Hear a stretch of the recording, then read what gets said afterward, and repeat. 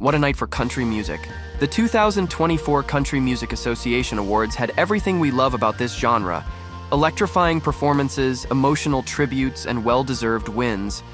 Hosted by Luke Bryan, Peyton Manning, and Lainey Wilson, the event truly lived up to its reputation as one of the biggest nights in country music. Y'all ready to do this? Let's do it. Now, let's relive the highlights that made it unforgettable. The awards started strong as Morgan Wallen was crowned Entertainer of the Year. This win cements his position as one of country music's biggest stars. I'd also like to thank my good Lord and Savior, Jesus Christ, my family, my close friends, my band, my team in Nashville, country radio, and everyone who has shown me grace along the way. Over in the Male Vocalist of the Year category, Chris Stapleton reminded us why he's a vocal powerhouse, snagging his 8th win in this category. Yes, 8th. And Chris didn't just stop at one win. His track White Horse dominated the night, earning both Single of the Year and Song of the Year. Not only did he sing it to perfection, but he also wrote it. Is there anything this man can't do? Meanwhile, Lainey Wilson continued her stellar rise, taking home the Female Vocalist of the Year award. She's unstoppable, and we're loving every moment. For Album of the Year, Cody Johnson's Leather took the spotlight, praised for its heartfelt storytelling and widespread success. There's very few moments when, in your career and in your life, the Ric Flair feels appropriate, but woo! Speaking of rising stars, Megan Moroney was named New Artist of the Year. She's officially country music's next big thing, and we can't wait to see where her career takes her. I mean, I have to pinch myself. My younger self is absolutely freaking out. The night wasn't just about fresh talent. It was also about honoring legends. George Strait, the king of country, was celebrated with the Willie Nelson Lifetime Achievement Award. The tribute performances were pure magic, with Lainey Wilson, Parker McCollum, Miranda Lambert, Chris Stapleton, and Strait himself delivering heartfelt renditions of his timeless hits. Jamie Johnson's performance of Give It Away during George Strait's tribute was nothing short of powerful, and it came with quite the backstory. Just 2 days before the CMAs, Jamie was released from jail after being arrested for drug possession and speeding. But if anyone thought that drama would slow him down, think again.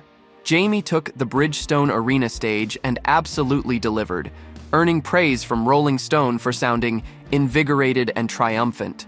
Sharing the spotlight with Lainey Wilson, Parker McCollum, and Miranda Lambert, he proved why he's a 10-time Grammy nominee. And how about other performances? Kelsey Ballerini brought her signature energy to the stage, while Luke Combs left the audience speechless with his soulful delivery. Jelly Roll gave us all the feels with his emotional performance, and the unexpected yet perfect pairing of Chris Stapleton and Post Malone was a standout moment. Stapleton continues to prove there's no limit to his versatility. He's a great writer and great artist, and Thank you, sir. Everything is, it was a lot of mutual respect in the room, and we just had a big time, and it came out like it came out. Yes, sir. Absolutely. This year's CMA Awards struck the perfect balance between honoring the past and celebrating the future. Legends like George Strait reminded us of country music's rich legacy, while stars like Megan Moroney showed us the bright road ahead. It's a beautiful reflection of a genre that stays true to its roots while always evolving. And speaking of timeless icons, we can't celebrate country music without mentioning the legendary Dolly Parton. Her influence on the genre is unmatched, and her music continues to inspire generations. Dolly Parton was born in a 12-sibling family in the Appalachian Mountains. The people in the area were very humble, so much so that they could not pay their doctor with money. When the singer was born, her father paid the doctor who helped deliver her with a sack of cornmeal. Parton has joked about the situation in interviews, saying, "I've been raking in the dough ever since." Dolly's 2-room home was too small for 14 people, so up to 3 or 4 children had to sleep in the same bed every night. Parton revealed that the younger children used to wet themselves at night. However, she didn't change the sheets because that was the only warm thing we knew in the winter time. During the winter, the family also had to wash themselves using a water-filled pan. In the summer, they washed in the river using handmade soap. Being part of such a big family meant that the eldest kids, like Dolly, had to take care of their younger siblings. My mother, through the years when we were born, since there were so many of us, used to say, "This one's gonna be your baby," she revealed years later. That just meant that you gotta take extra care of it. Dolly's baby tragically passed away as a newborn when the musician was only 9 years old. There was a lot of heartache and stuff that goes on with that, Parton confessed. The singer's family stayed united during these hard times. In fact, they were the ones who made Dolly discover her love of music. Her mother was a singer, and several of her siblings also made music. Parton's uncle, Bill Owens, bought her a guitar and taught her to play. He also took young Dolly to sing at different places, since he saw that she was very serious about music. Parton would sing to the chickens, pigs, and dogs in her house, and imagined being out in a bigger world. I love my people. I love my home, but I just wanted to do more.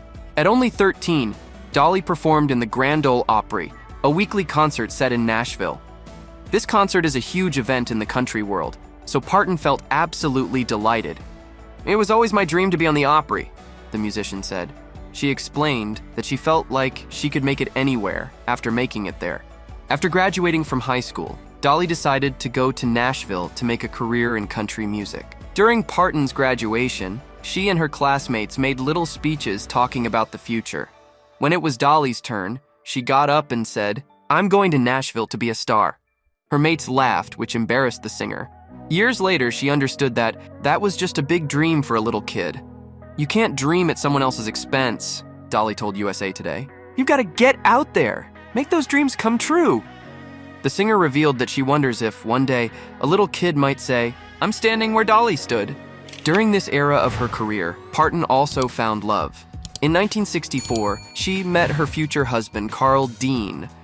The two married when the singer was only 20 years old. They went against the wishes of Parton's record label, which thought that being married would disrupt Dolly's career. The ceremony included only Dolly, her mother, and Carl. The singer wore a white dress made by her mother. I was working for a label. They didn't want me to get married because they'd invested a lot of money, so they asked if I'd wait. Today, Parton is still with her husband.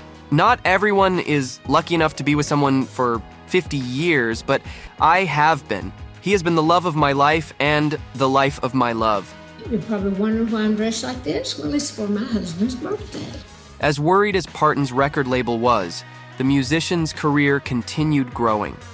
Dolly started garnering attention as a songwriter after a couple of songs she composed became top 10 hits. In 1967, the musician joined a television series called The Porter Wagoner Show, where she became an audience favorite. The singer's first solo #1 hit was her song Joshua. After this, there were several other hits like Jolene or I Will Always Love You, which is her farewell to The Porter Wagoner Show. Parton also reflected on her childhood through her music. An example is her song Coat of Many Colors, which talks about a true story. Dolly's mother made her a ragged patchwork coat when she was a child. When she wore it to school, the singer's classmates made fun of her. In the song, Dolly explains that she felt her mother's love when wearing the coat and sings lyrics like, "I know we had no money, but I was rich as I could be." The star once claimed the song was her personal favorite because it was anti-bullying and spoke about family. Parton's career had finally launched, and she was on her way to becoming a country legend. However, not everything was easy for the star. In one of the interviews featured in the book Dolly on Dolly, Interviews and Encounters with Dolly Parton, the singer revealed that she once suffered from severe depression.